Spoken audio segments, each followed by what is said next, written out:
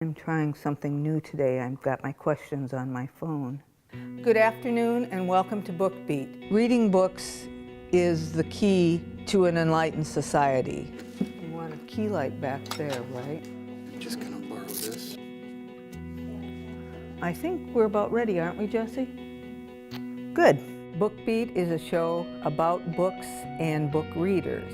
A very odd combination of topics. We interview book club members. How are your books chosen? And film their discussions. Trying to find happiness and love in her life. We also provide tips for forming book clubs I think you just have to find a group of interested book readers. and books that are current that might be enjoyable to read. In a society where everything is instantaneous, we're losing that sense of depth that reading can bring that other media doesn't. My name is Sue Ellen Zagrabelny. Well, I can't guarantee Oprah, but I can guarantee Channel 20.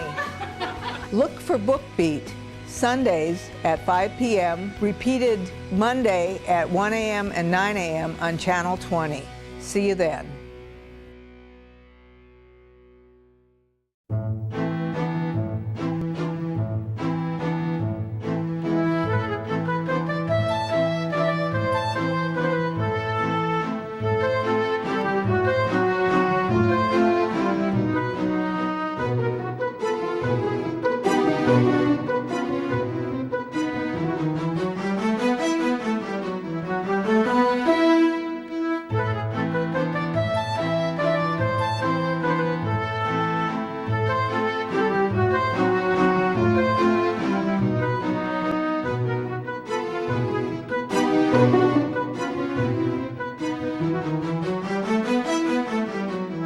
Today. Hello and welcome to Book Beat. Today we are at the Book Case of Wayzata with Charlie Leonard, the proprietor and owner. Today we will learn more about the bookstore and take a tour. And now, Charlie Leonard and the bookcase. Charlie, welcome. Thank you. Thanks for having me. What would you like to tell us about the history of your bookstore? I find it very intriguing, just the little I've read about it. Well, the bookcase does have an intriguing history. We are the oldest independent bookstore in the Twin Cities. Our roots date back to the early 1960s. And it was interesting, after I bought the store, I really tried to dig into the actual year that it started and where it was and all of those details, because nobody seems to remember the exact date of anything. But what we unearthed, with some help from the one of the libraries in Minneapolis, was that the store started in 1963. And what we believe is that it was kind of downtown where Nicollet Mall had to be rerouted back when they were kind of transforming that into the pedestrian byway that it became. And it was at that point in the late 60s that they moved the store out here to Wayzata, the original owners. The original owners, by the way, their last name was Case, hence the name Bookcase. And they owned the store until the early 1970s, when it was sold to Gail C. And Gail was something of a legend in the book industry. In fact, I was just at a conference out in Seattle last week with other independent booksellers all over the country, and I must have had 24 people ask me how Gail was, and she owned the store for, I think, about, well, it would have been close to 20 years. I think it was in the early 1990s that she sold it to the third owner, which was Peggy Burnett. And then Peggy owned the store. I worked for Peggy for about 10 years, and I bought the store from her in 2008. Oh, so that's, and you've been at this location since then? Or? No, we've actually only been at this location since October of last year, of 2012. We were down the street about 2 blocks on the corner of Lake Street and Walker Avenue for about 40 years. But we moved down here a little over a year ago. Obviously, Wayzata is going through a lot of redevelopment, a lot of changes, and you can look right out our front windows across the street at all of the new commercial and residential places that are going up. And really, what is known as downtown Wayzata is getting redefined, and we wanted to be more in the middle of that. Oh, that's very interesting. And it looks like you succeeded because you're in the real milieu of the downtown. We are, and we're in a spot that I think people didn't always consider to be sort of the center of downtown, but that's what it's turning into with all of the redevelopment and with all the buildings going up and the residences going in. So we think that we're very well fixated for the future. Perfect. Okay. What kind of books do you carry? We carry a little bit of everything. We're a general bookstore. Do you carry? We are a general bookstore. We carry a little bit of everything. Our specialties are literary fiction, mysteries, and children's. We have an outstanding children's section. Okay. And so you carry bestsellers. Do you carry yeah. magazines? We don't carry any magazines, no. Okay. No. And do you get into rare books at all? Or? We don't. We carry exclusively new books. We have occasionally over the years helped customers track down special things that they've needed. But there are other places in the Twin Cities. Specifically, there's a great bookstore near Target Field called the James and Laurie Booksellers. Majors and Quinn, also in Uptown. They both really specialize in rare books. Oh, I see. Yeah.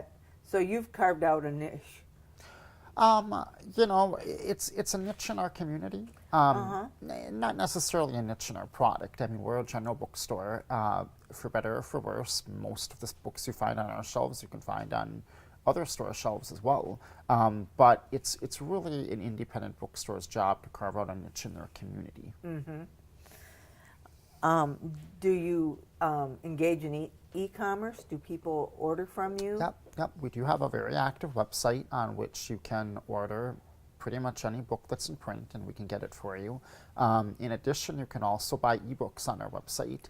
And the ebooks that we sell, they're compatible with any e-reader except for the Kindle. But if you have a Nook, if you have a Sony e-reader, if you have a Kobo reader, I've read a lot of ebooks on my iPad. You can get them on our website. Excellent. Who are your clients? If you could describe a typical day of who comes into your bookstore. Oh gosh, we see anything from 6-year-olds who are learning how to read to 66-year-olds who all they do now is read because they can and they're retired. Men, women, children, dogs. It's a little bit of everything. And who's your mascot here? Well, my dog hangs out here with us all the time. Her name is Gatsby, which is aptly named for a bookstore dog, and she's just hanging out. Oh, that's terrific. To what do you attribute your success and longevity? Well, I think that the longevity of the bookcase is directly attributed to the community that we're in. The people that live in the area, the people that really celebrate what is downtown Wayzata recognize that all independent businesses need to be supported. It doesn't matter if you're talking about the independent bookstore, if you're talking about the mom and pop cafe a couple of doors down, the independently owned, clothing boutique. It's really important to focus on making sure that the dollars you spend, no matter what business, no matter what you're buying, that they're spent in the community. And I think people really believe that, and I think that becomes the driving force of why any independent business survives. Oh, that's true. I mean, the reality is, whether you're talking about the book on my front table or whether you're talking about the pair of pants that you can buy at the clothing store down the street, you can go online and you can buy it cheaper from some giant company in Seattle, Washington, but that's not contributing to your community. It isn't, the employees of the company in Seattle, Washington aren't paying property taxes in your school district. They're not putting money into your economy. And I think that becomes a really important thing for people to remember. And again, not just at the book level, but just when you think about how you spend your money on anything, who are you supporting and where is your money going? Right. Looking around, there's the ambiance of being in a bookstore that you don't get, of course, going in a large bookseller or buying online in your living room in your pajamas. Yeah. How do you create such a nice ambiance? What do you do to?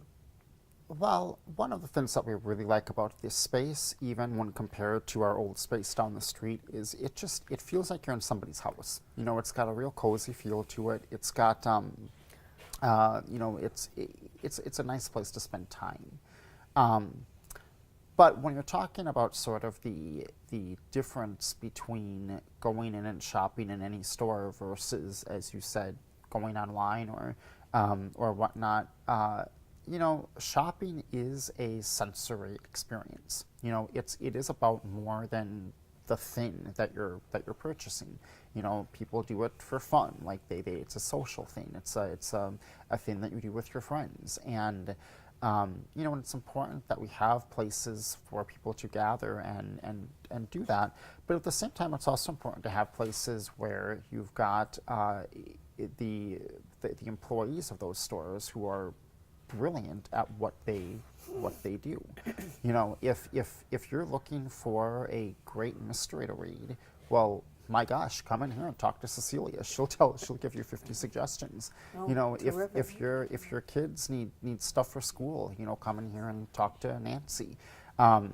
It becomes a case of connecting the right person with the right book, but also enhancing that experience of commerce from a strictly business standpoint. But it's something you don't get when you're shopping online. And, you know, that it takes away from it. It takes away from the experience, and you're not getting people's expertise then. Right. And the customer service that you're able to offer, like you named a couple of your employees that have expertise in various genres or areas of I can't think of a word. Genre is good. Genre is good. We'll leave that there. Anyway, should we take a look around the bookstore and have you tell us about what we have? And how have you chosen to organize your bookstore? Well, probably the first place that we have people look when they come in is the big tables right here.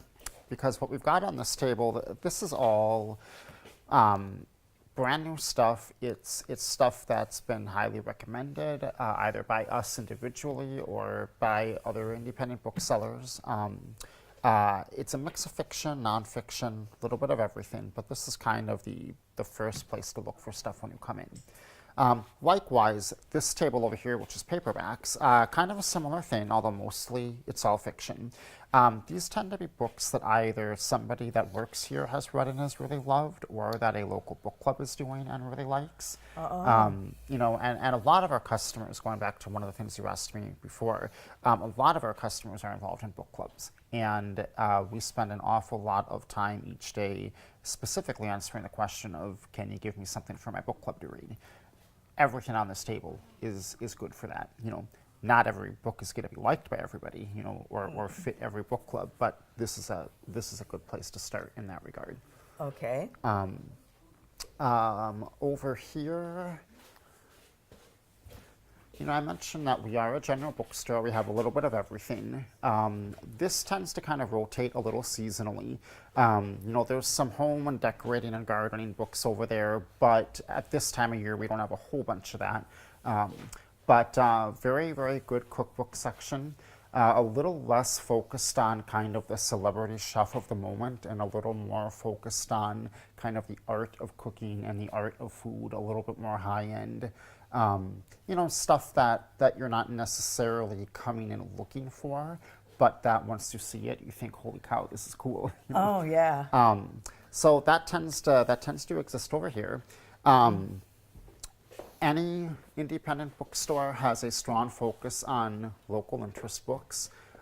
This section here is either very, very local stuff, then specifically on the Lake Minnetonka area, or just general Minnesota.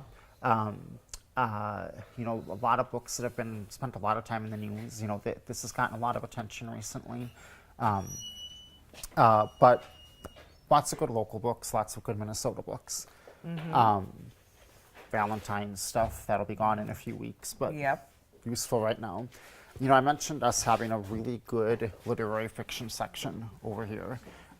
It looks small. It's also very, very well curated. Everything in here is good. You know, we don't have room to put it on the shelf if it's a bad book. Right. So we're pretty proud of that. Behind us over here is the mystery section. And again, much like a similar thing to what I said with the cookbooks, you know, if you're looking for the new James Patterson book, you know, you can get it on the checkout line at your grocery store. We don't really have the shelf space to have the complete works of James Patterson. It's not what we do. We can order it, we can get it, but you know, we're really more interested in who are the mystery novelists that, you know, that you've either not heard of that you need to read, who are kind of the literary thrillers that are, you know, kind of fly a little bit under the radar, but just again, a real high quality selection there. So. We won't film you, ma'am. Cecilia, do you want to be filmed? No, she doesn't. Okay. We won't film anybody that doesn't want to be. We do have an awful lot of travel books. Uh-huh. Very useful, especially this time of year when it's 25 below and people would like to go someplace warm. And why don't we actually walk upstairs right now? Okay.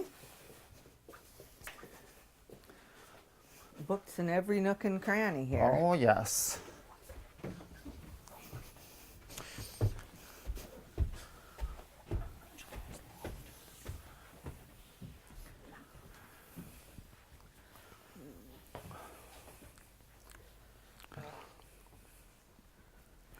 Oh my goodness. This is a big children's section. It is. One of the things that we really love about the new store, and you can see from where the camera was just going right now, the just the character that the building has. You know, our old store was in a lovely location. We were right on the lake, you know, and sometimes you miss looking out over Lake Minnetonka.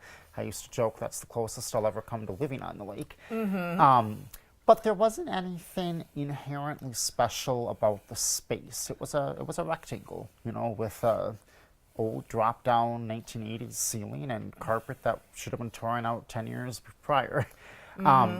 What we really like here is the character that this space has. You know, we're upstairs right now in the children's loft, and it's just a very cool place for kids to be and for families to be. And having the balcony area overlooking the store, it's just got a lot of character, which we just really, really like, and people really love coming up here.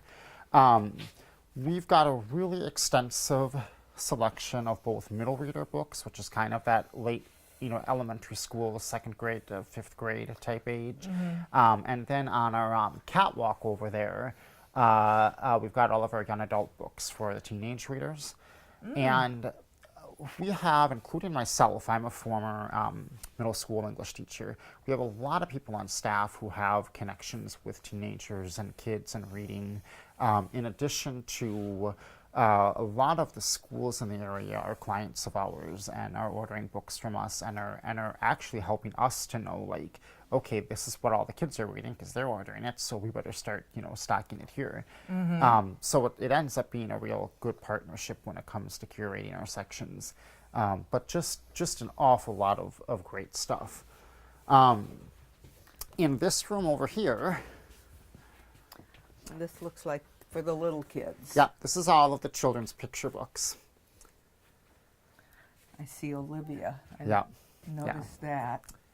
You know, and here's where you've got everything from your baby books, board books over there to, you know, to the classics, you know, Goodnight Moon, stuff like that, all the way to Toot and Puddle and Olivia and Fancy Nancy. I mean, this is where all of those types of books are. And again, you know, it's a charming little area. You know, Yes, it's hard to come in here and not kind of get sucked into everything. Yes, and want to buy one of each. Exactly. which you would like very much. Yeah, hey, if you want to do that, go for it. If you buy one of each, I'll even give you a little discount. I've got enough nieces and nephews I could do that. But the other thing that's really cool about this space is its step, use Jesse. as an event space. You know, we do a lot of author events every year. Over the course of a year, it's somewhere between 100 and 150.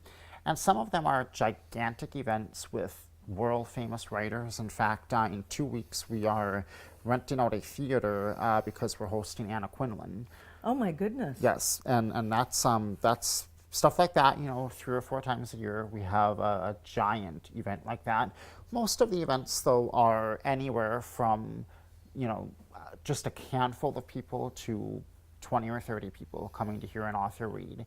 And what's really cool about this space is, you know, we designed it so that the main area down there, we can move all the tables out of the way. We can set up chairs. That elevated area over there really acts as a stage. And it's a perfect place for an author reading. And when we've had giant crowds in here, I think we've had upwards of over 100 people in here before for events. Oh my goodness. The area up here, we can set chairs in. There's standing room by the counter over there. So it's kind of a gallery space. Oh, that's terrific. Yeah, so it works well. And that was always a challenge in our old store because there was not a single physical area in the store that was really big enough to hold more than about 30 people. And here, you know, we still can only get about 40 chairs down, but we can get upwards of 100 people in here to be able to see and hear well, if a lot of them are standing, which is really a good position to be in. Oh, excellent. Yep. I notice your lamps. Yes. Musical instrument lamps. Yep, they are musical instrument lamps. They are done by a local artist. He's actually a retired music teacher from the Wayzata School District. His name is Chip Williams. And he salvages old instruments and he turns them into lamps. And they're all for sale. Oh, they're my fantastic. goodness. So That's- let me just call down to Cecilia there. Oh, there she is. So, Okay. Cecilia, the fish is here. Okay. Is there anything else you'd like to tell me about this space or the bookstore or your clients? Anything that we've missed? No, you know, I guess just to sort of reiterate what I've said a couple of times. I mean, you know, we're obviously in this business because we love it. I mean, you don't make a lot of money in books. Right. In fact, your goal is to not lose any money, Right. which sometimes you succeed and sometimes you fail at that too. But it's really just a constant reminder, and I mean, I try to tell myself this every day, that as a small business owner, as the owner of an independent business, you know, it's the independent businesses in our community that what give our communities character. You know, if you pick up and go to Chicago or go to New York or go to Los Angeles, you know what? You can go shop at Barnes & Noble and Target and Walmart and, you know, Trader Joe's and all the other chains that you can find anywhere. And that's great. And they're fine businesses and whatnot. But there's nothing inherently unique about them. You know, if you walk into a Target in Phoenix, Arizona, it's going to look exactly the same as the Target that's in Plymouth, Minnesota. Right. And that's not bad. You know, that's fine, you know, because obviously we need Target, you know. But to really encourage people to take a look around them and look around their community and say, what businesses does my community have that I want to survive, so that when my cousins from, you know, Florida come up to visit, I can say, hey, you've got to see this really cool like restaurant or this really cool bookstore or this really cool coffee shop that, you know, that we have a one of a kind. You know, that's something that's really important. It's important to a community. It's important to have that because it keeps us from becoming cookie cutters of each other. Right, right. Well, thank you so much for taking the time to show us around Thank and you to for tell coming us by. about the show, telling us about the store. And we look forward to seeing you succeed, and I'm very happy that we've been able to talk with you today. Thank you. Thanks for coming. And this is the end of Book Beat for today. Our next show will be the Minnesota State Services for the Blind. We will be interviewing people in their reading department. Thank you very much, and we'll see you next time. I'm trying something new today. I've got my questions on my phone. Good afternoon, and welcome to Book Beat. Reading books is the key to an enlightened society. You want a key light back there, right? Just gonna borrow this. I think we're about ready, aren't we, Jesse? Good. Book Beat is a show about books and book readers. A very odd combination of topics. We interview book club members. How are your books chosen? And film their discussions. Trying to find happiness and love in her life. We also provide tips for forming book clubs I think you just have to find a group of interested book readers. and books that are current that might be enjoyable to read. In a society where everything is instantaneous, we're losing that sense of depth that reading can bring that other media doesn't. My name is Sue Ellen Zagrabelny. Well, I can't guarantee Oprah, but I can guarantee Channel 20. Look for Book Beat Sundays at 5 p.m., repeated Monday at 1 a.m. and 9 a.m. on Channel 20. See you then.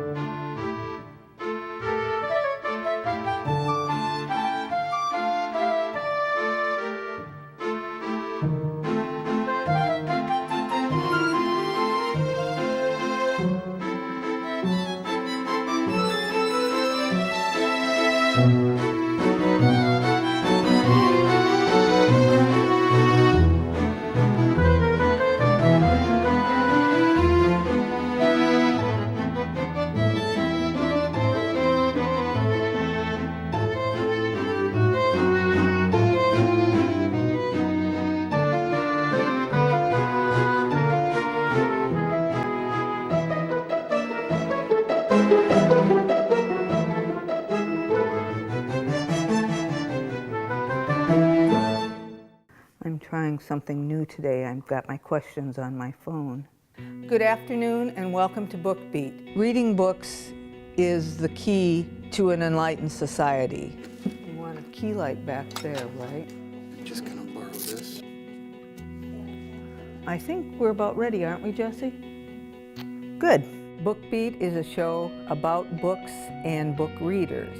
A very odd combination of topics. We interview book club members.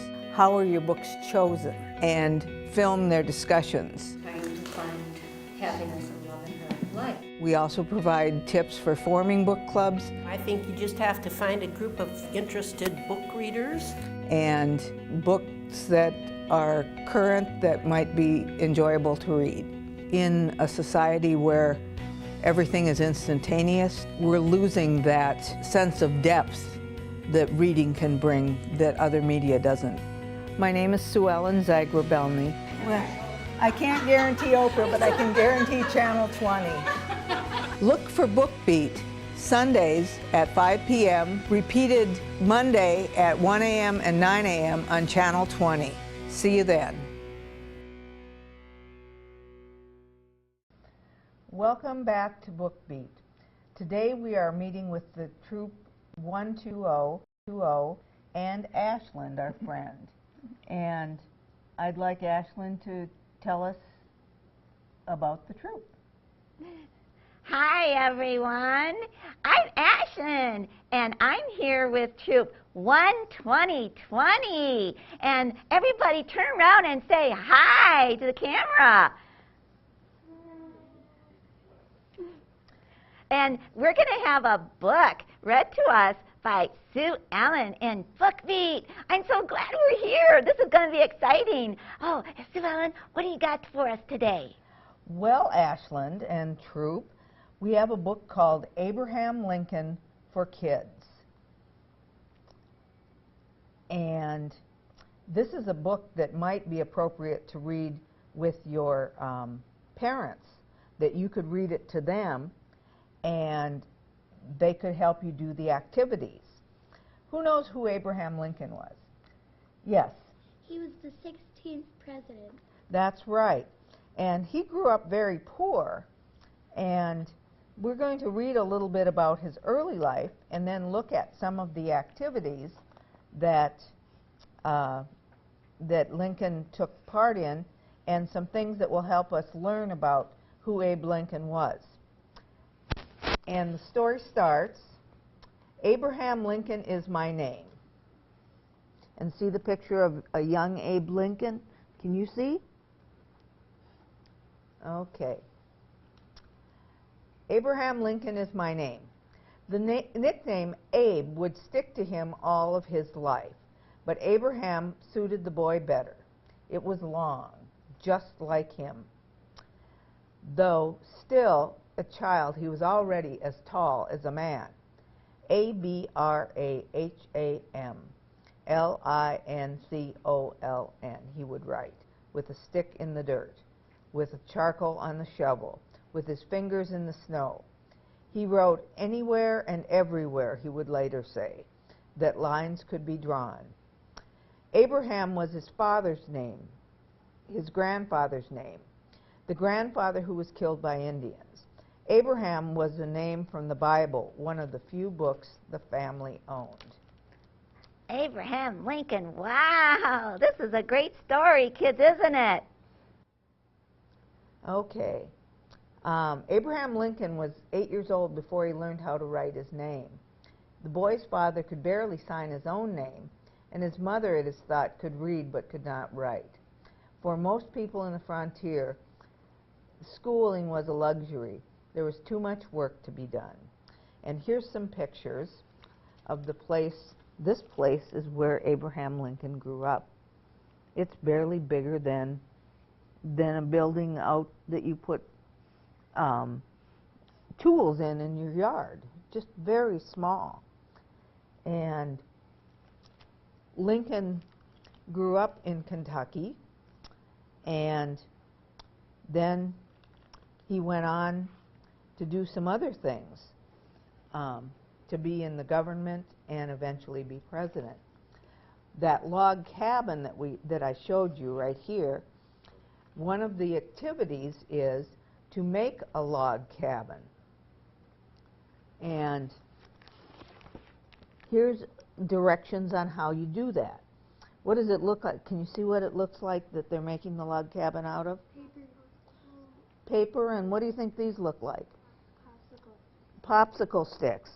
And so you can do that, and you could paint it and make a log cabin. Did you see this, Ashland? Oh, yeah.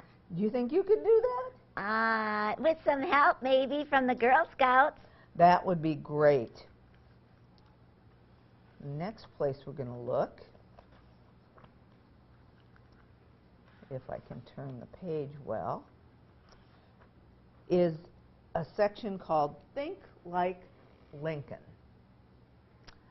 One day, one of the most amazing things about Lincoln was his great intellect, or how smart he was. Because he never stopped exercising his mind, his lack of schooling did not hold him back. He studied math, geometry. Do you study geometry in school yet? You will soon. Trigonometry, which is another really hard kind of math to do, and the works of Shakespeare, who was a very famous writer. As president, he taught himself military science. One man who knew him well said that Lincoln never forgot a thing that he heard or said. He had great powers of concentration and a thoughtful and investigating mind which dug down into ideas and never stopped till the bottom facts were reached. That means he just was very, that he worked at things very hard so that he understood them. Lincoln said these things about how to get good concentration and to learn a lot. When you really learn something, read it out loud. So that's something that you can practice, reading out loud. Lincoln often did, as he put it, 2 senses are better than 1. Which 2 senses are those? Seeing and hearing. Okay. Oh, yeah. Learn a new word every day and memorize a new poem every month. People don't do poetry very much in our day and age, but back when Lincoln was a boy, they learned a lot of poems. Mm-hmm. After you learn something, write it down in your own words. That's something that you could do. Keep a diary or keep a tablet to write things down. Do crossword puzzles, word jumbles, play games like chess. Do any of you do crossword puzzles and word jumbles and different puzzles like that? I do. You do? Uh-huh. My goodness, that would be wonderful. Then challenge your mind by challenging your body. Learn a complicated dance step or other physical activity that is new to you. Do any of you take ballet lessons or gymnastics or play games like that? Okay. Oh my goodness, yes. So we've got some kids that do some exercises that will help their mind too. Play complex and stimulating music. Do you know what stimulating means? It means that it kind of wakes you up and makes you feel enthusiastic. So it might be some music that you really like, that you listen to, and learn a foreign language. That's an opportunity that a lot of kids have when they get older and get in high school. And the last thing is take up a new or challenging hobby. And it's always fun to try something new.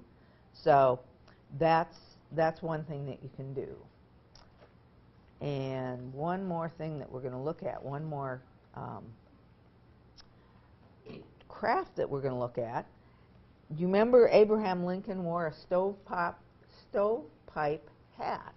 Yeah. And because he was photographed in this big, tall hat. He was a big, tall man anyway. He was something like 6'6" or 6'8", very tall. And then he had this stovetop hat on his head, and it made him almost 7 feet tall. And this is some directions, and we'll show them to Ashlyn. Oh, yeah. Some directions for making a stovepipe hat. And the story goes on to tell about Lincoln's life. And this would be, there's 21 activities, so that you could find something that might be interesting to you. And you'd learn some things about Abraham Lincoln, about his family, and his life before he was the president and after he was the president. Thank you so much for listening with us today. Thank you for joining us at Book Beat today. We look forward to seeing you soon. Bye. Everybody bye. wave bye. Bye.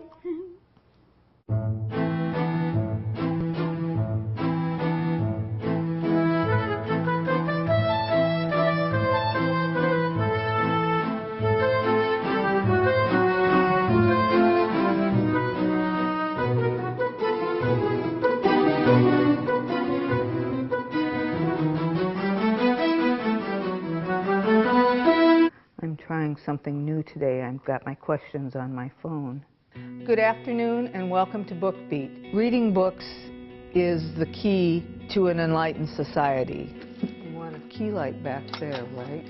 Just gonna borrow this. I think we're about ready, aren't we, Jesse? Good. Book Beat is a show about books and book readers. A very odd combination of topics. We interview book club members, how are your books chosen, and film their discussions. Trying to find happiness and love in her life. We also provide tips for forming book clubs I think you just have to find a group of interested book readers. and books that are current that might be enjoyable to read.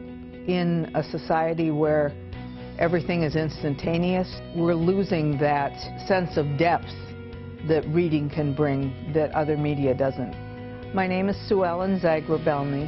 Well, I can't guarantee Oprah, but I can guarantee Channel 20. Look for Book Beat, Sundays at 5 p.m., repeated Monday at 1 a.m. and 9 a.m. on Channel 20. See you then.